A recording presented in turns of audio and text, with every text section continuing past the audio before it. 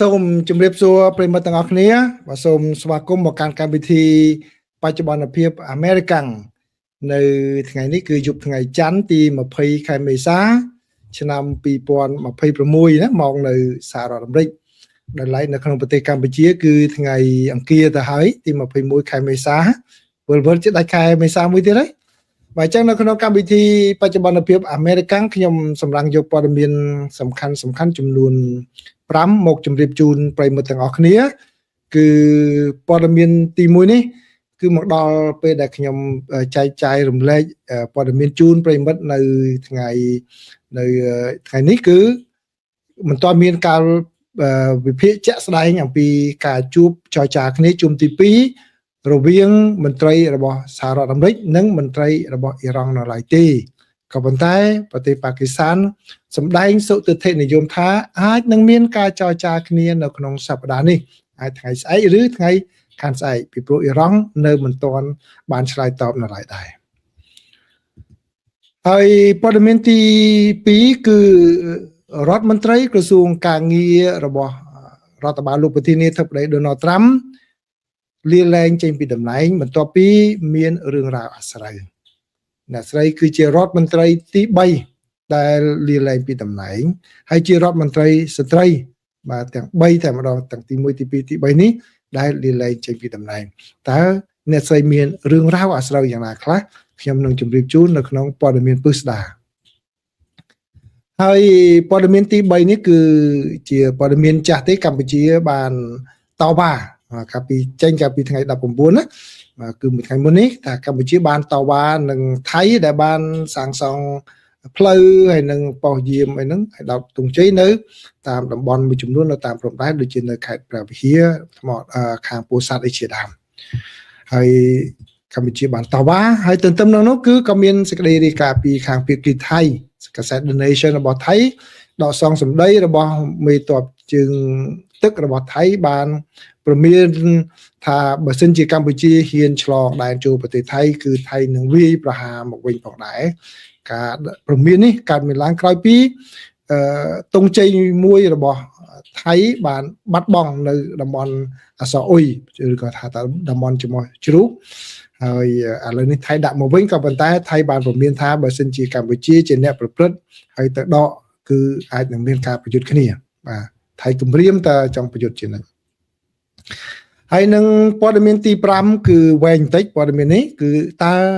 អ្វីទៅជាអាត់កំបាំងឬក៏អ្វីទៅដែលមាននៅលើនាវារបស់អ៊ីរ៉ង់ដែលសហរដ្ឋអាមេរិកចាប់បានកាលពីថ្ងៃអាទិត្យម្សិលមិញដែលធ្វើឲ្យកិច្ចព្រមព្រៀង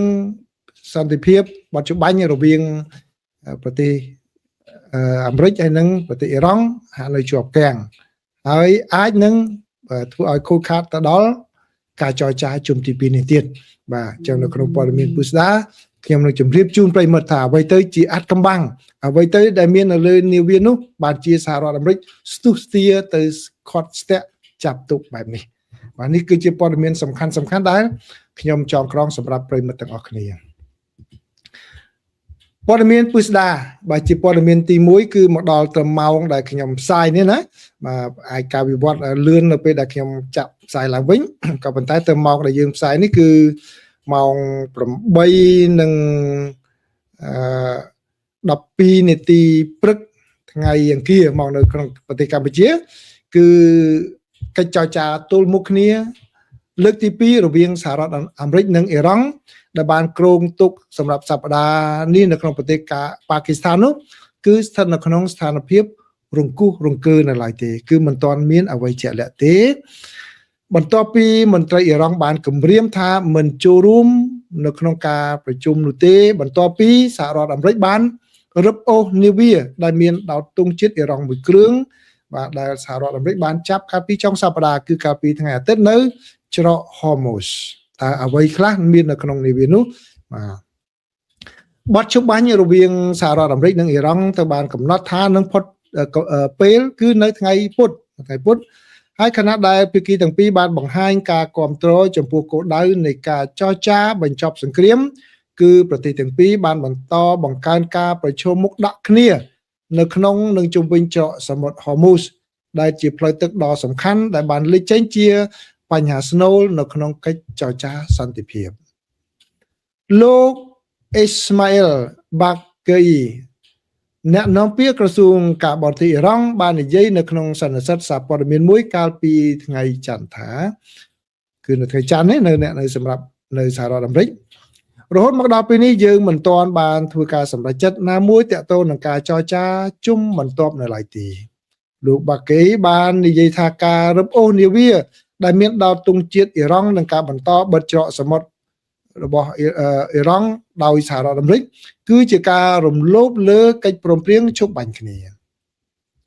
រដ្ឋបាលលោកត្រាំបានបញ្ជាក់ថាគណៈប្រតិភូរបស់ខ្លួននឹងចូលរួមកិច្ចចរចាសន្តិភាពនៅក្នុងប្រទេសប៉ាគីស្ថាន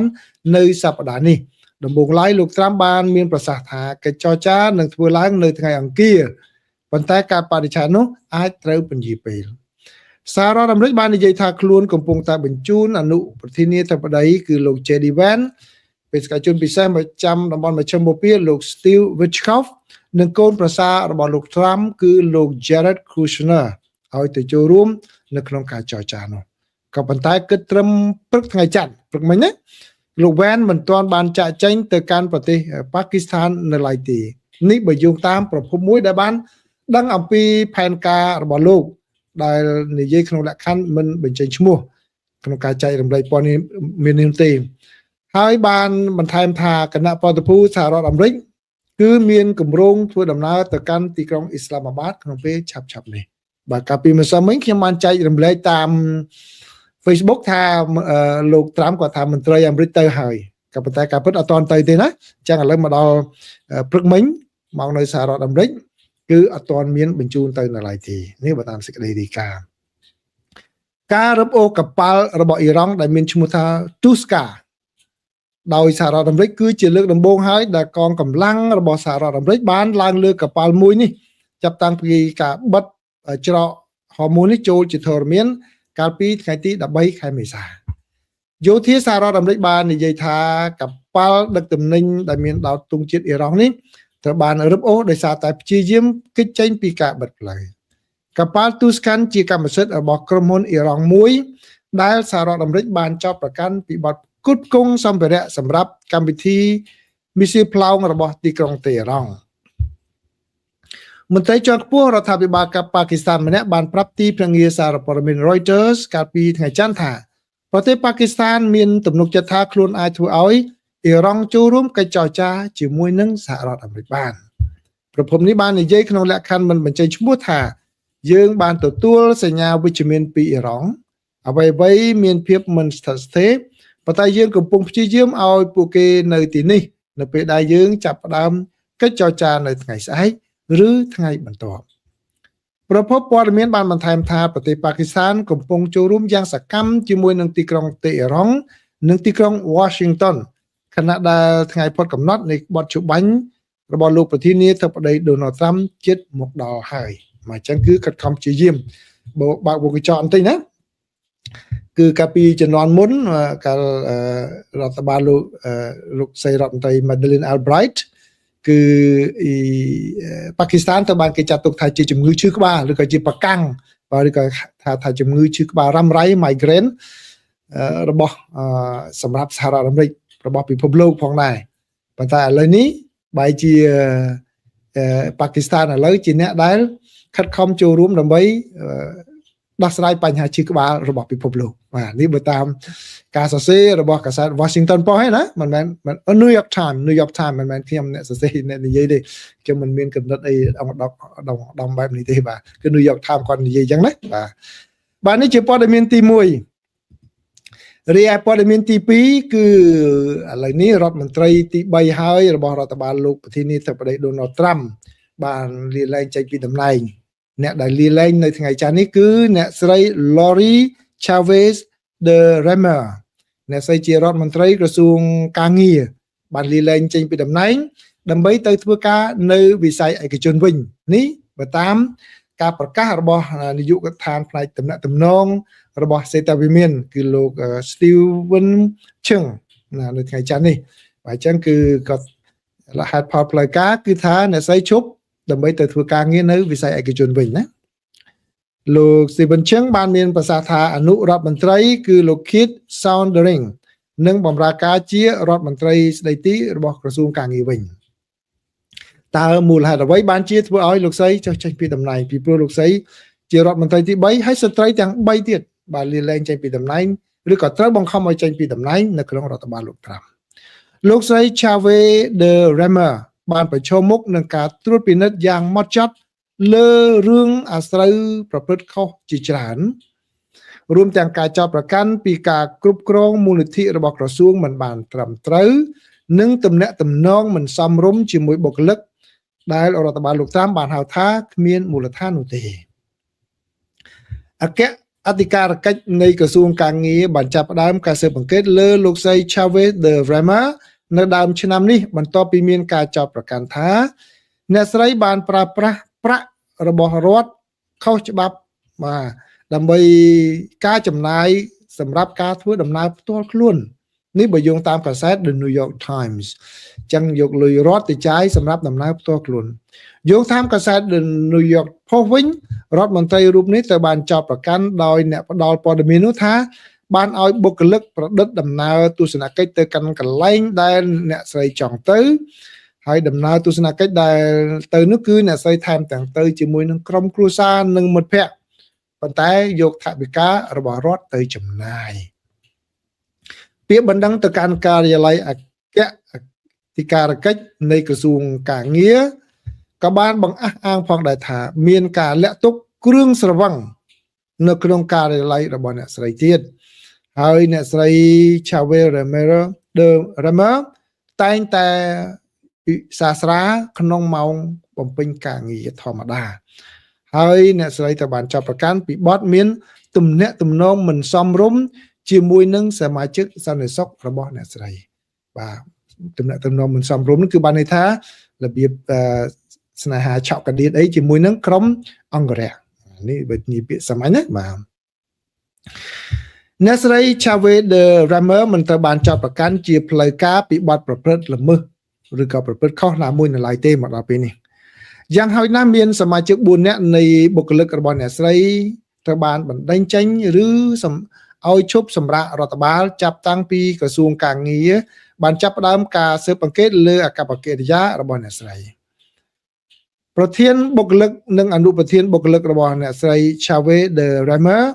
បានចាក់ចេញបន្ទាប់ពីពួកគេត្រូវបានប្រាប់ឲ្យលាលែងចេញពីតំណែង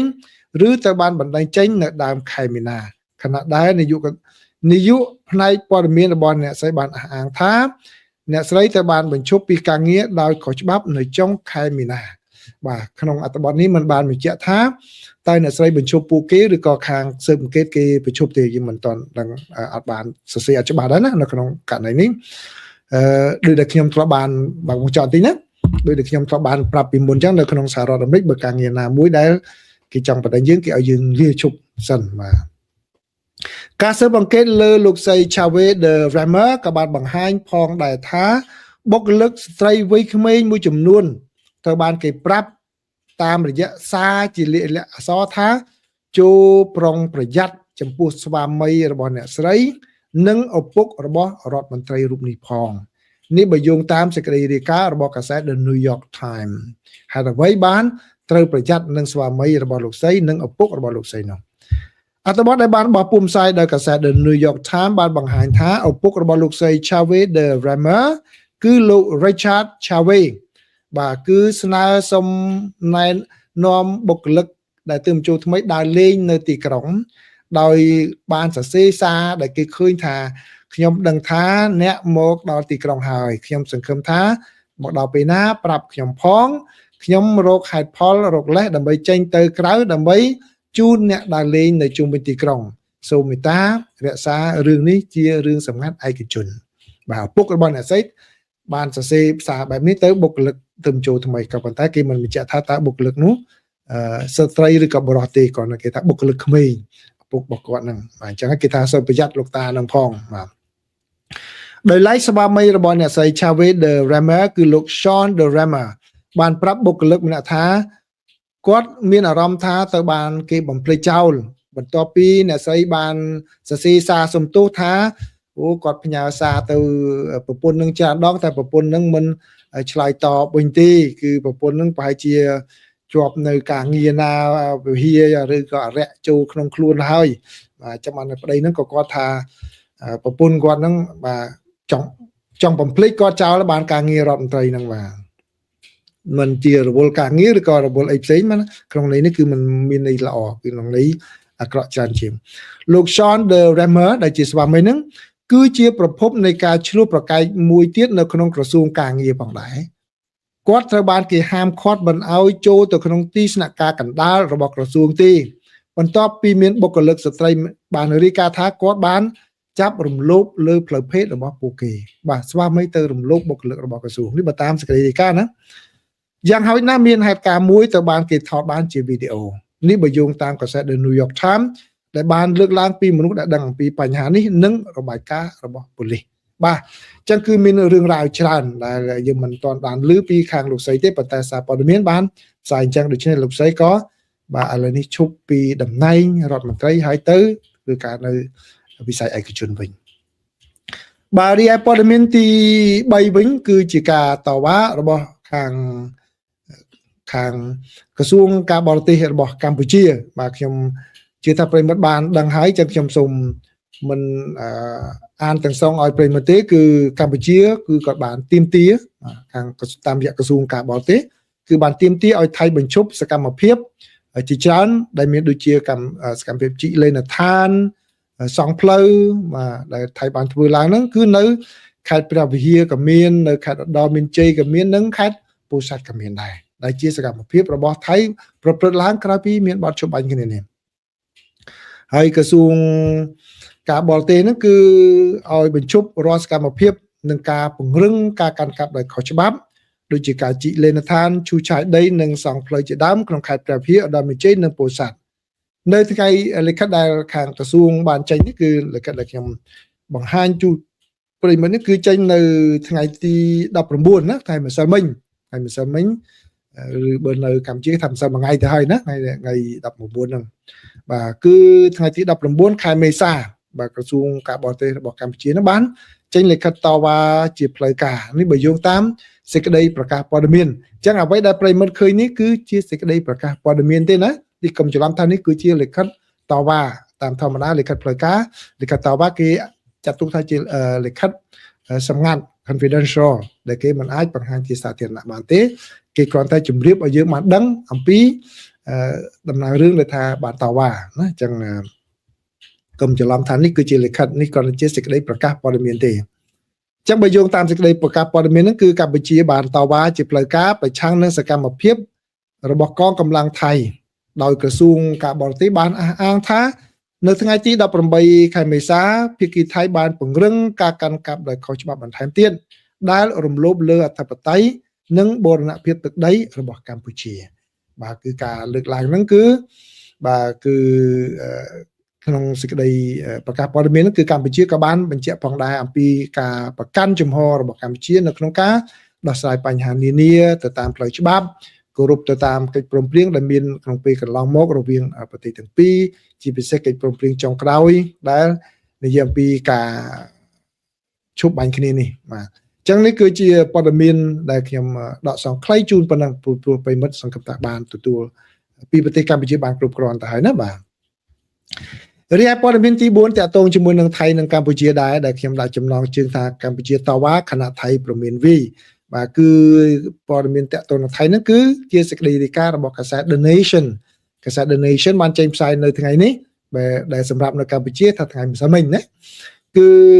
កងទ័ពជើងទឹកថៃបានព្រមានថាខ្លួននឹងឆ្លើយតបយ៉ាងម៉ឺងម៉ាត់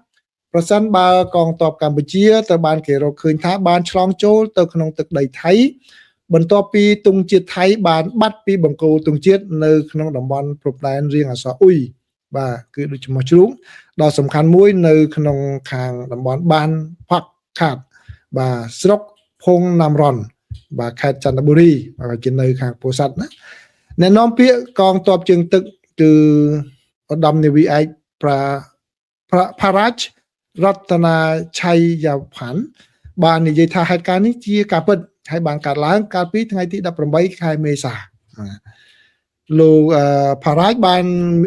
ថ្លែងថាកងទ័ពនៅក្នុងតំបន់នោះបានលើកទង់ជាតិថ្មីមួយភ្លាមបន្ទាប់ពីបានរកឃើញហេតុការណ៍នេះខណៈដែលកំពុងបង្កើនការយាមល្បាតតាមបណ្ដោយព្រំដែននិងដំឡើងលួចបន្លាបន្ថែមនៅចំណុចងាយរងគ្រោះលោកបាននិយាយថាមន្ត្រីយោធាជាន់ខ្ពស់ម្នាក់បានបដិសេធការចូលរួមណាមួយដែលខណៈដែលក្រុមការងារខេត្តចន្ទបុរីគឺកំពុងតែប្រមូលផុសតាំងដើម្បីកំណត់អត្តសញ្ញាណអ្នកទទួលខុសត្រូវបាទអញ្ចឹងគាត់បានថាมันមានការប៉ះទង្គិចគ្នាទេគឺគ្រាន់តែជាការមួយតវ៉ាដែលគាត់និយាយឡើងឲ្យបានដឹងតែប៉ុណ្ណោះបាទហេតុការណ៍នេះកើតឡើងគឺស្របក្រោយពីមានរឿងចំនួនដ៏យូរផងដែរនៅតំបន់ដែលមានអសរអ៊ុយនេះបើគឺកាសែត The Nation ធ្លាប់បានរាយការណ៍ថាគឺមានបន្លាយទឹកធម្មជាតិមួយដែលបាទគឺបឹងអូធម្មជាតិមួយដែលគេត្រូវបានគេជីកបន្លាយកាត់បាទត្រង់ហ្នឹងដែលធ្វើឲ្យថៃបាត់ដីអស់ចំនួន10 រ៉ៃបាទក្រោយមកគឺខាងប្រជាជនបានធ្វើផ្លូវហើយគេក៏ជីកលុបកន្លែងតំបន់ជីកហ្នឹងវិញបាទហើយក៏បានដាក់បង្គោលទង់ជាតិថៃនៅទីនោះបាទឥឡូវនេះថ្ងៃនេះបាត់ទៅបាទសេចក្តីរាយការណ៍ហ្នឹងថាបាត់ឥឡូវនេះគឺបានដាក់វិញហើយទោះបីជាមានហេតុការណ៍ចុងក្រោយនេះក៏ដោយអាជ្ញាធរទទូចថាតំបន់នោះស្ថិតតែនៅក្រោមការគ្រប់គ្រងរបស់ថៃទាំងសងហើយមិនមានការប៉ះទង្គិចគ្នាឬផលវិបាកសន្តិសុខដែលមានលក្ខណៈធំទូលាយនោះទេបាទអញ្ចឹងគឺជំរាបជូនប្រិមិត្តប៉ុណ្ណឹងគឺថៃគាត់ហាឡើងគឺចង់តែវាយចឹងតែម្ដងណាបាទជួយឆ្នាំមិនតាន់ហើយស្រួលបួលផងណាបាទឥឡូវនេះព័ត៌មានចុងក្រោយនេះខ្ញុំសូមបកប្រែទូជូនប្រិមិត្តតើកប៉ាល់ដឹកកុងតឺន័រដែលសហរដ្ឋអាមេរិកបានចាប់កាលពីថ្ងៃម្សិលមិញគឺថ្ងៃអាទិត្យហ្នឹងតើមានអ្វីនៅក្នុងនឹងខ្លះបើយោងតាមសេចក្តីរាយការណ៍របស់ទីភ្នាក់ងារសារព័ត៌មាន Reuters ឲ្យដឹងថាកប៉ាល់ដឹកកុងតឺន័រឈ្មោះថា Tuska ដែលមានដោតទង់ជាតិអ៊ីរ៉ង់ត្រូវបានកងកម្លាំងសហរដ្ឋអាមេរិកចាប់និងរំអូសកាលពីថ្ងៃអាទិត្យ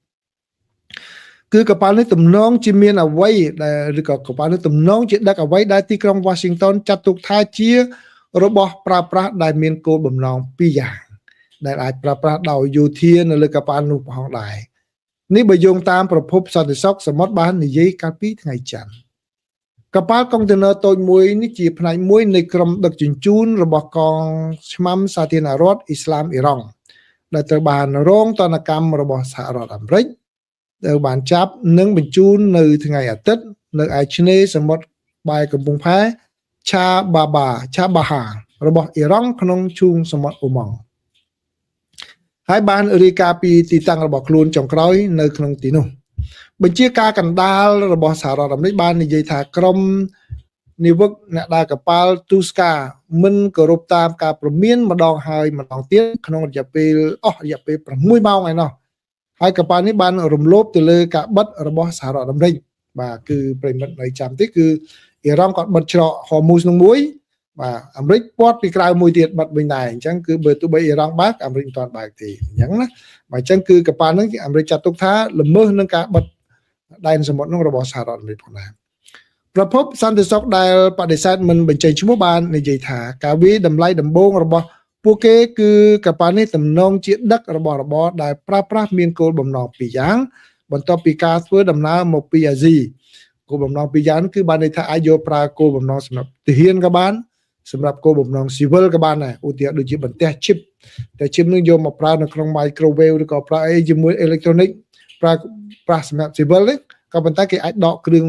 នៅក្នុងវានោះមកប្រើសម្រាប់ chip នៅក្នុង missile អីបានបាទរបៀបបែបហ្នឹងហើយគឺគ្រឿងបន្លាស់បែបហ្នឹងដែលគេដឹកមកប្រភពមួយបាននិយាយថាកប៉ាល់នេះធ្លាប់បានដឹកជញ្ជូនរបស់របរដែលត្រូវបានគេចាត់ទុកថាជារបស់របរប្រើប្រាស់បាន2យ៉ាងឬក៏2មុខគឺកាលពីពេលកន្លងមកអញ្ចឹងមានប្រវត្តិប្រភពព័ត៌មានមិនបានរៀបរាប់លម្អិតអំពីវត្ថុទាំងនោះទេប៉ុន្តែបញ្ជាការកណ្ដាលសហរដ្ឋអាមេរិកបាននិយាយថានៅក្នុងនោះមានពួកខាងសារធាតុលោហៈធាតុមានបំពង់និងគ្រឿងបន្លាស់អេឡិចត្រូនិកនៅក្នុងនោះផងដែរបូករួមនឹងទំនិញផ្សេងជាច្រើនដែលអាចប្រើប្រាស់សម្រាប់យោធាក៏ដូចជាការប្រើប្រាស់ផ្នែកវិស័យឧស្សាហកម្មហើយឥឡូវត្រូវសហរដ្ឋអាមេរិកចាប់យកទៅក្រសួងការបរទេសអ៊ីរ៉ង់មិនបានឆ្លើយតបភ្លាមចំពោះសំណើសុំការអត្ថាធិប្បាយរបស់ទីភ្នាក់ងារសារព័ត៌មាន Reuters នោះទេ យោធាអ៊ីរ៉ង់បាននិយាយថាកប៉ាល់នេះបានធ្វើដំណើរពីប្រទេសចិនហើយបានចោទប្រកាន់សហរដ្ឋអាមេរិកពីបទចោរសមុទ្រចោរកម្មនៅតាមដងសមុទ្រដោយប្រដាប់អាវុធ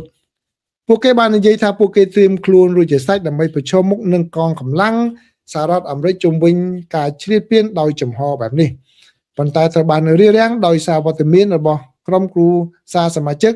អ្នកដែលកប៉ាល់ទាំងអស់នោះនៅលើនាវាអញ្ចឹងគាត់សម្រាប់មិនវាប្រហារវិញក្រុមនាវិករបស់កប៉ាល់ Tuska រួមមានប្រធានក្រុមអ៊ីរ៉ង់និងសមាជិកនាវិកអ៊ីរ៉ង់ទោះបីជាគេមិនដឹងច្បាស់ថាតើក្រុមនាវិកទាំងអស់ជាជនជាតិអ៊ីរ៉ង់ទាំងមូលឬក៏យ៉ាងណាប្រភពផ្សេងទៀតបានបញ្ជាក់ថាកប៉ាល់នេះគឺស្ថិតក្រោមការគ្រប់គ្រងរបស់កងឆ្មាំបដិវត្តន៍អ៊ីស្លាមរបស់អ៊ីរ៉ង់ហើយក្រុមនាវិករបស់ពួកគេជាធម្មតាភាគច្រើនជាជនជាតិអ៊ីរ៉ង់ហើយពេលខ្លះក៏ប្រើប្រាស់នាវិកជាជនជាតិប៉ាគីស្ថានផងដែរយោងតាមការវិភាគផ្កាយរណបពីអ្នកឯកទេសវិភាគទិន្នន័យ Sinmax នាវានេះត្រូវបានគេរកឃើញនៅកំពង់ផែតាស្កាន់របស់ប្រទេសចិនដែលស្ថិតនៅភាគខាងជើងនៃទីក្រុងសៀងហៃនៅថ្ងៃទី25ខែមីនាហើយបានមកដល់កំពង់ផែកៅឡាន់ភាគខាងត្បូងរបស់ប្រទេសចិននៅថ្ងៃទី29-30ខែមីនាយោងតាមការវិភាគរបស់ក្រុមហ៊ុន Sinmax នាវានេះបានផ្ទុកកុងតឺន័រនៅកំពង់ផែកៅឡាន់ហើយបន្ទាប់មកបានឈប់នៅកំពង់ផែ Port Klang ក្នុងប្រទេសម៉ាឡេស៊ីនៅថ្ងៃទី11-12ខែមេសាជាកន្លែងដែលនាវានោះបានផ្ទុកកុងតឺន័របន្ថែមទៀតយោងតាមការវិភាគរបស់ Sinmax នាវានេះត្រូវបានដឹកកុងតឺន័របន្ថែមនៅពេលដែលចូលទៅដល់ក្នុងឈូងសមុទ្រអូម៉ង់កាលពីថ្ងៃអាទិត្យអ្នកនាំពាក្យក្រសួងការបរទេសចិនបាននិយាយកាលពីថ្ងៃច័ន្ទថាប្រទេសចិនសម្ដែងការព្រួយបារម្ភអំពីការស្ទាក់ចាប់ដោយបង្ខំដោយសហរដ្ឋអាមេរិកលើកប៉ាល់ដឹកទំនិញដែលមានទង់ជាតិអ៊ីរ៉ង់ដោយជំរុញឲ្យភាគីពាក់ព័ន្ធគោរពតាមកិច្ចព្រមព្រៀងច្បាញ់ក្នុងលក្ខណៈទទួលខុសត្រូវប្រធានាធិបតីសហរដ្ឋអាមេរិកលោក Donald Trump បានសរសេរនៅក្នុងសារមួយនៅលើបណ្ដាញសង្គម Truth Social របស់លោកកាលពីថ្ងៃអាទិត្យថាកប៉ាល់ Tuska ស្ថិតនៅក្រោមគឺរងទណ្ឌកម្មរបស់សហរដ្ឋអាមេរិកដោយសារតែប្រវត្តិសកម្មភាពខុសច្បាប់របស់វាពីពេលមុនមកដែលលោកបានបន្ថែមថាកងកម្លាំងសហរដ្ឋអាមេរិកកំពុងតាមដាននិងបានឃើញថាមានអ្វីនៅលើនាវានោះទើបអាមេរិកសម្រេចចាប់ឃាត់តែម្ដងបាទប្រិយមិត្តទាំងអស់គ្នានេះគឺជាព័ត៌មានដែលខ្ញុំចងក្រងសម្រាប់ប្រិយមិត្តទាំងអស់គ្នានៅក្នុងកម្មវិធីបច្ចុប្បន្នភាពអាមេរិកនេះខានបានជួបគ្នាប្រហែលថ្ងៃចឹងជូនឲ្យវែងតិចចឹងណាបើចឹងអរគុណច្រើនណាអរគុណច្រើនប្រិយមិត្តដែលបានចូលមកទស្សនាស្ដាប់ការចែករំលែករបស់ខ្ញុំសូមអរគុណសូមជម្រាបលា